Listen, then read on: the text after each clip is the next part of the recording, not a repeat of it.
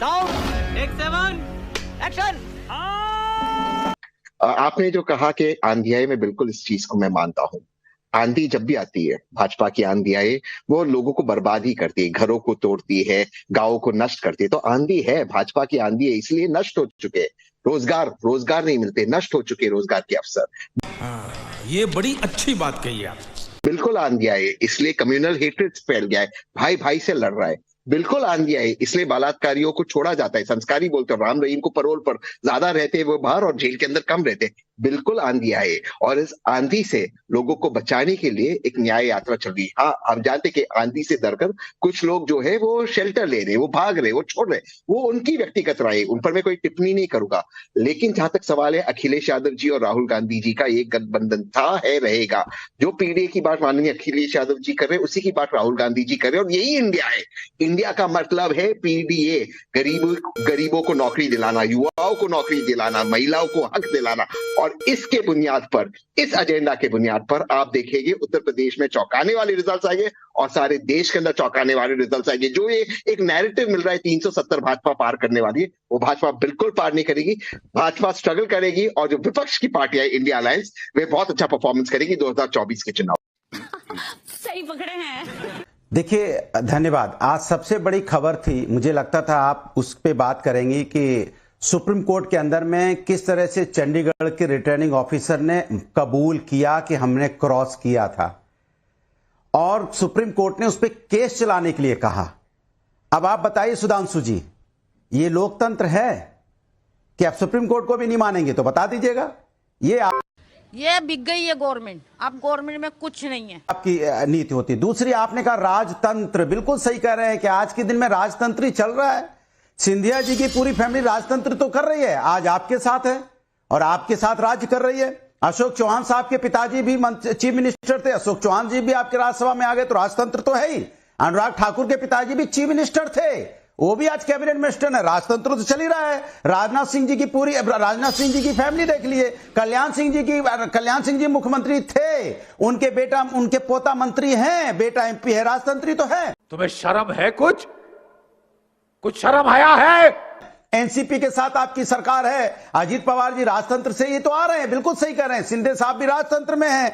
आप सोचिए, आप चौटाला की फैमिली भी राजतंत्र से चली आ रही, तो राजतंत्र तो आपने संभाल लिया अपने साथ, तो राजतंत्र तो आप हो गए। और सुधांशु जी, चिंता कीजिए एक बात की, हम तो यहां बैठे मिलेंगे आपको, समाजवादी या विपक्ष के नेता। आप अपनी चिंता करो, कल आप ना गायब हो जाओ, क्योंकि इतने आप इंपोर्ट कर रहे हो नेता, आप दूसरे दलों से, वो नेता आके आपको रिप्लेस कर देंगे। तो हमें चिंता आपकी होती, इसलिए कहते हैं हम तो हैं जैसे तैसे, मेरे आगे पीछे है जनता, आपका क्या होगा जनाबे अली? आप कहां जाएंगे? क्योंकि यहां तो कब्जा कर लेगी आके विपक्ष के लोग भारतीय जनता पार्टी में, तो भारतीय जनता पार्टी खत्म, फिर तो विपक्ष का राज हो जाएगा। तो आप अपनी चिंता कीजिए। दूसरी बात, जहां तक कि आप नाविका जी जो बार बार कह रही हैं, अब सवाल इस बात का हो गया देश के अंदर में कि भारतीय जनता पार्टी से कोई सवाल नहीं, क्योंकि वो सत्ता में है। कोई सवाल नहीं है, सवाल हो रहा है किससे? इंडिया से।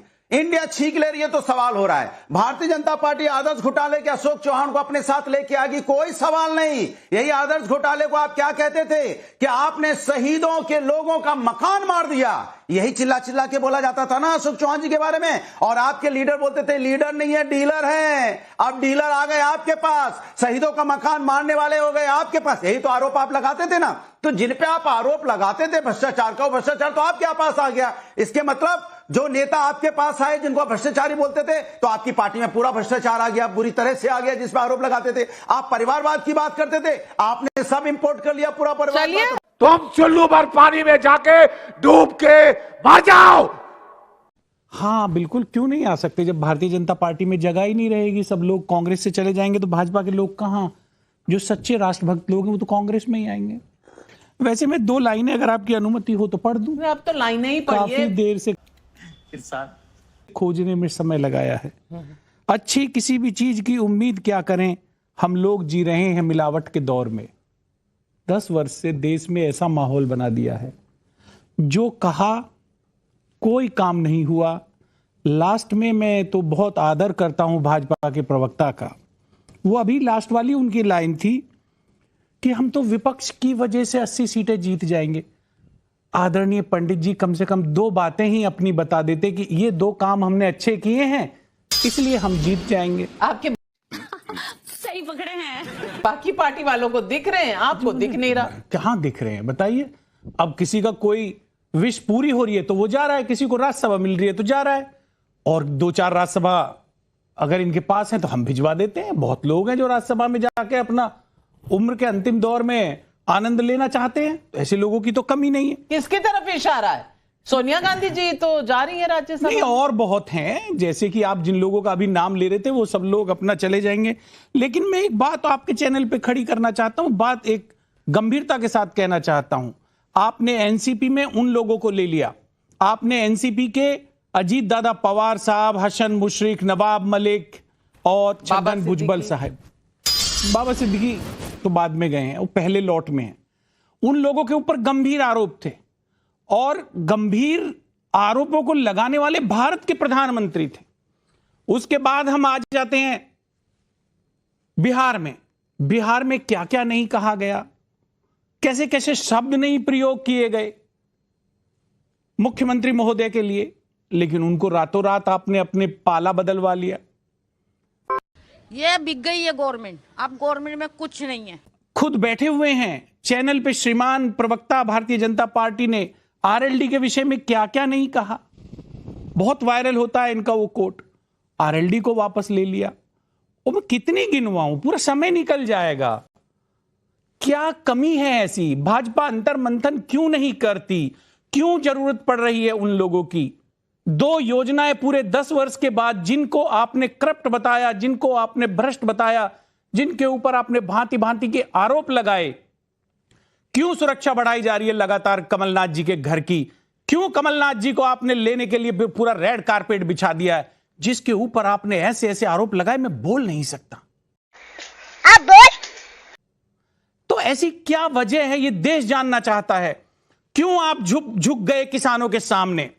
कल तक तो बड़ी बड़ी बातें कर रहे थे, क्यों आज 3 मिनिस्टर बैठे हैं किसानों के आगे पीछे घूम रहे हैं? क्यों लिख के गारंटी देने के लिए तैयार हैं? मैं ये कह रहा हूं कि भारतीय जनता पार्टी की कथनी और करनी अलग है। और 10 साल में कोई काम नहीं किया। इंडिया गठबंधन रोज आ जाते हैं ज्ञान देने के लिए, फलाना हो गया, ढिमकाना हो गया, इंडिया गठबंधन टूट गया। अरे भाई, आपके पास ईडी है, सीबीआई है, आप लोगों को क्लीन चिट दे रहे हो।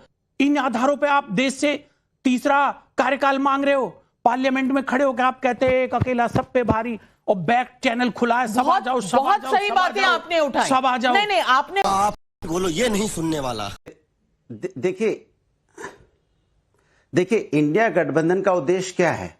इंडिया गठबंधन का उद्देश्य है कि देश के अंदर में जो भारतीय जनता पार्टी की तानाशाही चल रही है, जो सरकार है, जो लोकतंत्र में कम विश्वास रखती है, जो देश के असली मुद्दों पे चर्चा नहीं करना चाहती है, उस सरकार को देश से हटाना।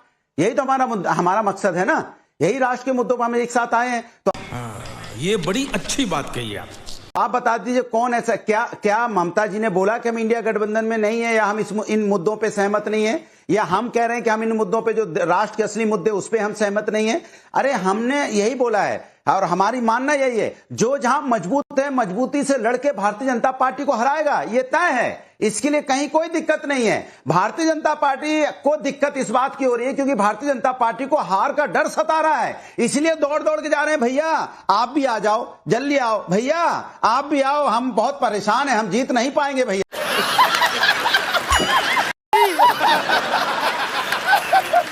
आओ आओ नीतीश जी, जो भी है, जैसे भी आप हैं, आपको हमने कितना भी उल्टा सीधा बोला, लेकिन सर आ जाइए, जीतना हमें जरूरी है। चलिए दोबारा चलिए भाई, जिसको चाहो आप पकड़ कर ला रहे हो, भैया आ जाओ मेरे पास आ जाओ। क्यों? क्योंकि अगर आप कॉन्फिडेंट होते, आपको लगता आप जीत रहे होते, तो अब आप हाथ जोड़ जोड़ के लोगों को बुला थोड़े रहे होते। सही पकड़े हैं मेरे भाई।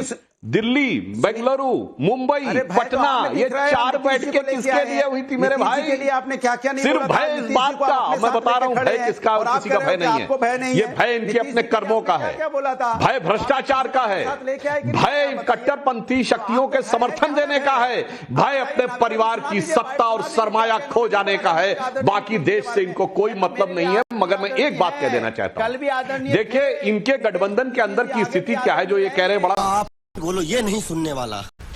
सुधांशु जी ने कहा कि राहुल गांधी जी पूछा था किससे? सुधांशु जी ने कहा कि राहुल गांधी जी जो है वो अमेठी से चले गए। आज ही राहुल गांधी जी अमेठी में है। इनफैक्ट कुछ समय पहले उन्होंने स्पीच भी दी। मैं आपसे उसका उत्तर दे रहा हूं, मुझे प्लीज, बहुत समय के बाद मौका मिला। राहुल गांधी जी और रायबरेली, अमेठी और रायबरेली, कांग्रेस पार्टी और गांधी परिवार को हमेशा वहां से उनको रिस्पेक्ट मिला और वहीं से ही जो है लीडरशिप आगे जाएगी। इस बात को आप नोट करना। दूसरी बात मैं आपको कह रहा हूं, 2024 का चुनाव कांग्रेस वर्सेस कांग्रेस होगा। कांग्रेस नरेंद्र मोदी वर्सेस कांग्रेस राहुल गांधी। ये कांग्रेस वर्सेस कांग्रेस का चुनाव है। तो मैं सुधांशु जी को थैंक यू कहना चाहता हूं आपके माध्यम से नरेंद्र मोदी जी को। वो करना चाहते थे कांग्रेस मुक्त भारत, बीजेपी युक्त कांग्रेस कर दिया और कांग्रेस नरेंद्र मोदी वर्सेस कांग्रेस राहुल गांधी की लड़ाई में जीत तो कांग्रेस की ही होने वाली है। तो काहे आप इतने परेशान हो रहे? जीतेंगे कांग्रेस ही। सही पकड़े हैं। खत्म, bye bye, tata, goodbye, गया।